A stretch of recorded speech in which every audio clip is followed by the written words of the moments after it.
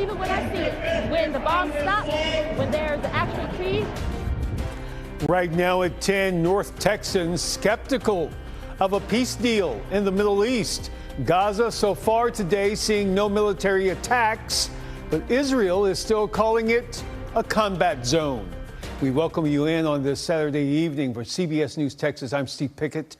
So far, many Americans right here in North Texas included with ties to the Middle East watching these developments. The President of the United States saying a peace deal is now in motion between Israel and Hamas. It is the closest the two warring factions have essentially come to making a deal to end this war since it began nearly 2 years ago. The Israel Defense Forces say it would temporarily halt its offensive. Hamas says it is ready to release all the remaining hostages in exchange for Palestinian prisoners and has agreed, apparently, to surrender governing power in Gaza. But Hamas leadership also want more negotiation on some of the other terms of the proposed deal and made no mention of laying down arms, which is a key demand. I'm really trying to be optimistic regarding the news, but over the past 729 days, we've seen so many times that Netanyahu and also the Hamas torpedo agreements. That hesitancy you just heard toward optimism could also be heard right here in North Texas. Hundreds of pro-Palestinian demonstrators taking to the streets in downtown Dallas earlier today to call out what they describe as genocide. Our Marvin Hurst hearing from those demonstrators today, as well as a man who has faced the fear of being a hostage. The sound of their movement is accompanied by a familiar battle cry.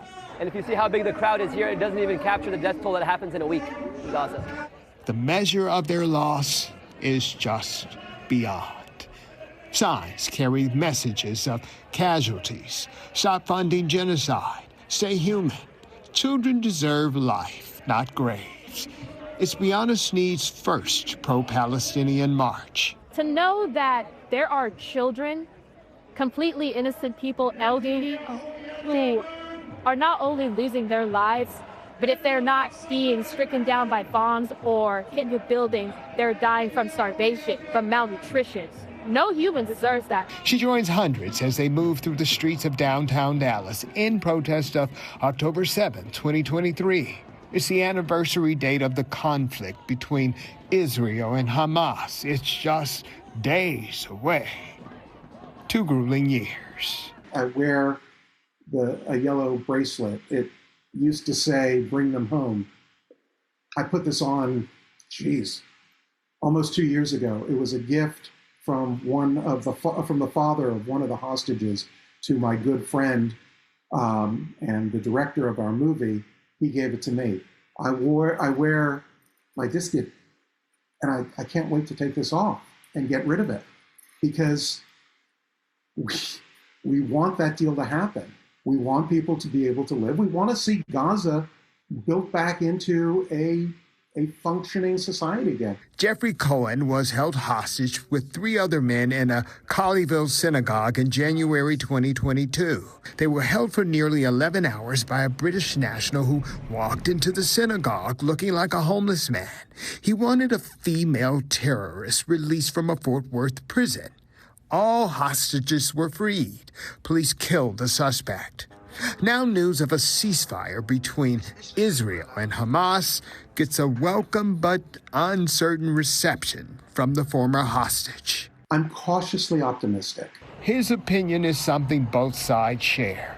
We don't know what's going to happen here. We pray to God that the ceasefire gets accepted. We want to see this all come to an end. Even in a moment of hope. And, you have to have diplomacy eventually to end things, and killing more people is not going to solve the problem.